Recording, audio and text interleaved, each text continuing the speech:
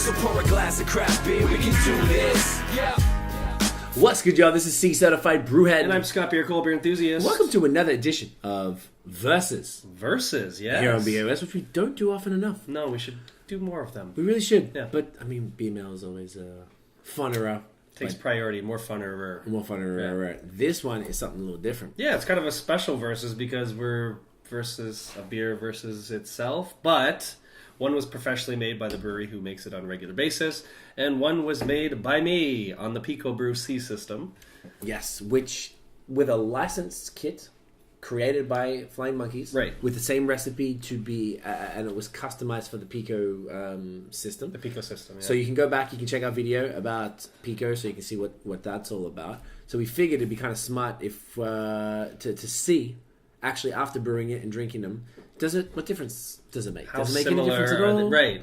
You know, how is it? Because essentially, this is doesn't have the filtration process. It's a very straightforward thing, and I don't know, compared to the brewery, I don't know about and this. Done in a pre-made pack, not on big, expensive commercial equipment. So I'm just really curious as to see how close to the original the Pico is. So there's only one way to find out, right? There really is. So we'll put the... you do me, I do you. Oh, look at that. The packaged beer dons the CX BrewHeads glass.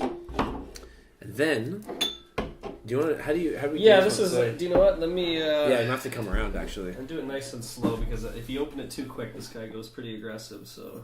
All right. We'll do PicoBrew, just really quick TLDR for y'all who haven't seen the other video yet. It's basically a homebrew system that has like a pre-made pack with grain, sugars, yeast, the hops, and everything like that. You pop it in, you press a button, it does it for you.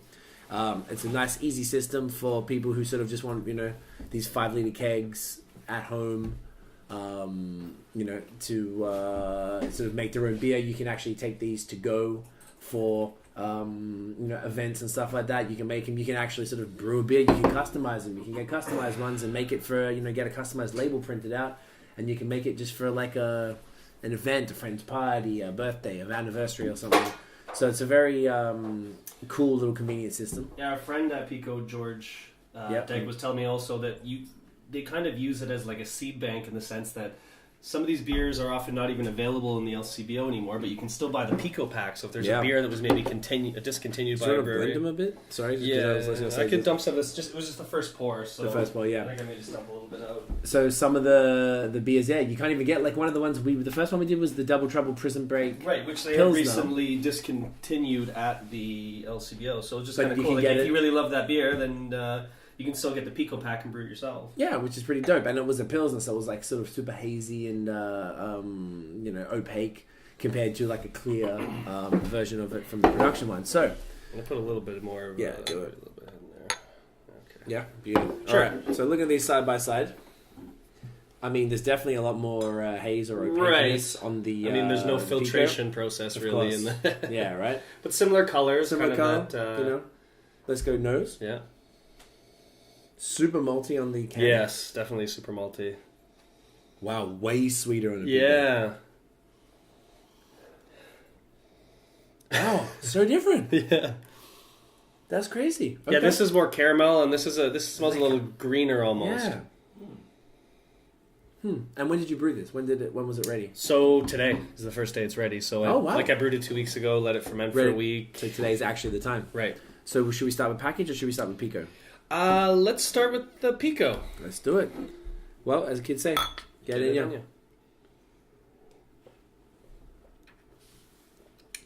Creamy. Yeah, malty. Nice mouthfeel, creamy, sweet, malty. Dry. Like I know this beer is super dry. Like dusty dry. 6%. Like it tastes right in around 6%. I mean, I didn't use hydrometer. I don't know the actual ABV on this. It doesn't come with the kit. So I just kind of did it how it was meant to be done. They tell you what it's going to be. I mean, you press a button, right? Like you can't really customize without... If you're doing a preset kit, it's kind of just made for you. So I'm not mad at it. Honestly, I quite like that. Yeah. So, Smashbomb can. Get that in you. Get in you.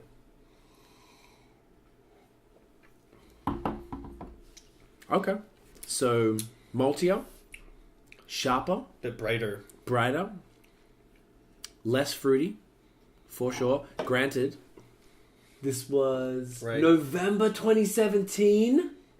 That- Oh, come on, LCBO. I mean, they're different beers, but they're kind of along the same strain. You get a similar malt profile, a similar hop profile. They're different beers. I almost feel like it's almost a not fair comparison. Because this was ready today, and that shit's 5 months old.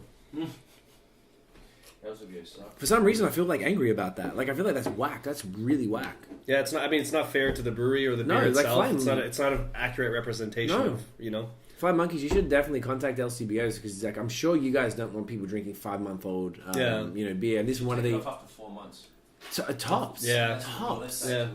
It is the rule, yeah. Do you know sometimes I've seen, that's a good point, discount or whatever, but even then, like, it's not about money. It's you don't even want to sell it at that point. Yeah. You're better off just getting rid of it, to be honest. And I've seen cans, I swear it was Australian, actually, they put best before dates. Right. As opposed to canned on. Right. I'd like to see both, what they think.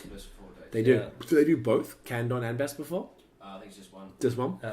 If I had usually it's one or the other, yeah. Okay. I mean, as a consumer, I would like to see both. Like, okay, well, it's like 2 weeks old, but they reckon it'll go 3 months. I'm like, I can sit on that. Right. Because if the brewer says that's what it is, then that gives me confidence as a consumer that like that beer will be at an acceptable flavor profile until this date. I very much doubt that this beer would be as hop forward as it is. Would be, and I know it's a multi style. It's not like a haze or anything like that. But I'm sure that being an IPA and a hop forward IPA, that it's not meant to be consumed 5 months after. Yeah, no. And who knows how LCBO stored it? Did you buy it on the shelf? Or was it? I bought it on the shelf. Yeah, not fridge. That's right. This beer isn't that easy to find. They have a bunch of the Flying Monkeys has a bunch of other beers. I guess they're promoting and pushing now. Fair enough. Yeah, I've got. This was this is an older beer. We've had this many times. This was one that got us onto IPAs. Yeah, so I had to find only a few of them. Kind of had it in that certain locations. So yeah, it wasn't in the fridge. It was on the shelf. So to be honest, I didn't check the date because I was just happy I found it. No, and perfect. Now I can do comparison. So. It's good to do that, but this is actually essentially by doing that you've kind of pointed out another really great message. Right. Like it's a huge flaw in the system. And, it's something that freshness is that. It's just like I know it's only beer. It's not like food. It's super important, but like these guys put up a lot of money. They go through a lot to get it distributed and promoted right. And if they can't even get it, and who knows what happened to it before it even got on the shelf? And if it was sitting on the shelf and not in the fridge already, right. Temperature fluctuations, like it's I'm sure you went to the Brewmaster, they'll tell you 800 flaws in this beer that we would never pick, right? Just because that's not how they intended it. So, as fair as this can be, do you have a preference? We go in again.